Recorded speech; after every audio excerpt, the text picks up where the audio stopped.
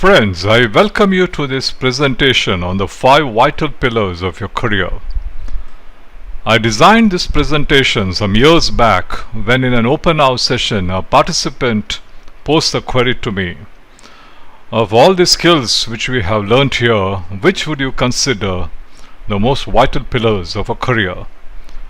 For a person who is poised and determined to reach the top, it set me thinking, and I promised to come out with the answer at the end of the session. It really made me think very profoundly as to how I can reduce the entire whatever I've imparted during that workshop to answer that particular specific question, so relevant. To me, in terms of competence, there are 5 foundational pillars of a career plan. Your core domain mastery, your communication skills, your numbers orientation, your legal orientation, and your emotional intelligence. There are other attributes too, but I believe these are the ones which will make that distinct difference to one's career.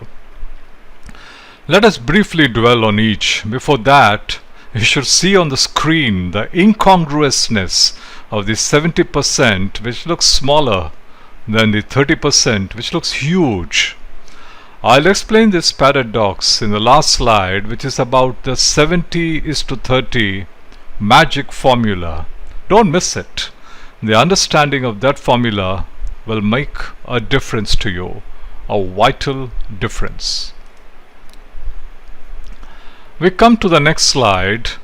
Core domain is about your core competence. It is in your domain of specialization. I call this a core technical knowledge. The processes inherent to it and the technical skills which you require to apply this knowledge. For instance, as a professional accountant, I need to be well versed in the knowledge of accounting, auditing, taxation, valuation, corporate laws, etc., and also their actual application at the ground level. That explains the skill part. We then come to the next slide. This is about the communication skills. Communication skills, the term itself is a world by itself, covering your word power, sentence power, construct of the sentence, punctuation, correct pronunciation, public speaking skills with voice modulation, listening and negotiation. It's a long and endless list. Competence in this will highly empower you to brainstorm in meetings, takes your personality to a different altitude altogether.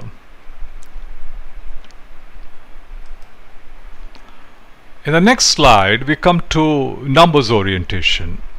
Numbers orientation borrows from accounting and finance. That's at the concept levels. You need to really imbibe them.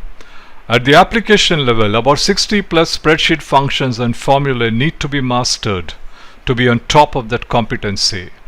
Proficiency in this will enable you to quantify variables, understand and analyze financial statements, make projections so integral to business plans, compile, read their MIS, and so on.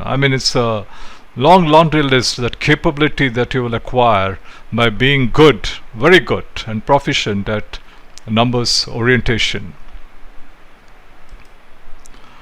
We then come to the next slide, the 4th requirement, the pillar of your career, and that is about legal orientation. As you scale up the echelons of management, you will realize that you need to be not only officially and politically correct, you need to be legally correct. Otherwise, this gap, this adversity can be telling on the organization and you. And then my 5th pillar of building your career is about emotional intelligence. Emotional intelligence, to say very briefly, is a huge area, and I have been devoting a lot of space in my training programs, in my mentoring sessions, on ensuring that the emotional intelligence is in place. Emotional intelligence makes you temperamentally solid, someone who is dependable and is respected by the team, so much so that people will look up to you. As much as you are in control of your emotions, you will definitely empathize with others. Finally, I come to the all-important slide. I bring to you the magic 70:30 formula. As I said, the first skill of domain expertise, which relates to core technical competency, is 70% of your competency matrix, whereas the other knowledge and skill sets constitute 30%. As you can see on the screen, if you multiply 70 by 30, the maximum index is 2100%. That is 70 into 30. In my experience, decades of experience, most good managers are at around 50% of that 70% which we talk about the core technical competency of the domain. And if you're not consciously working on the other skills and are at say 15% out of that 30%, your competency index would be 50% into 15%, which works out to 750%. If you correlate this 750% to the maximum of 2100%, we are probably operating at about 36% of the possible. This calculation, this computation is extremely important, and I would like you to revisit it to get it right. And friends, you must be trying to figure out why are you unable to scale up the ladder when your technical competence is so good. The message, my friends, is stark and clear that the 30% looks small, but it is a multiplier. Do not undermine it. Make it a part of your riyaz. Best wishes to you to embark on this journey in pursuit of excellence.